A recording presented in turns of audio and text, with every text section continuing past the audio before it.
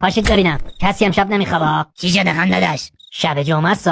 خوابتون ببره لک دوباره یه بچه دیگه میاره میره. اون وقت حالا ما چند وقت دیگه باید بریم تو حیاط بخوابیم. هیچ کی حق نداره امشب بخوابه. بخوابید بچه‌ها. خوابیدید؟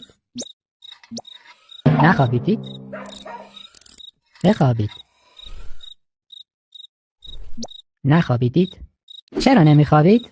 آقا جون یادته هر وقت یکیشون به دنیا میومد میگفتی شب که خواب بودید لک نینی رو ورد؟ خب که چی؟ واسه اون بیدار موندن که اگه لک خواست پاشو یه بار دیگه اینجا بذاره از نزدیک زیارتش کنن. موندن کدوم پوفیوزی آدرس اینجا رو به اون لک قرمساق داده ول نمیکنه اینجا رو. بابا ما دیگه جا نداریم. دو تامون شب سر پا میخوابن با میخ زدن به دیوار نخورن زمین. اون بدبختم که رفته رو تاقچه. یعنی دیگه واقعا جا نداریم.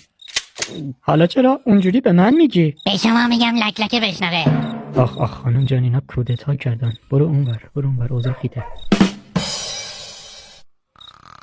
کی بیداره؟ خوابیدی؟ یه شکلات خیلی خوشمزه داره. هر کی بیداره بدم بخوره. کسی بیدار نیست؟ خوابی؟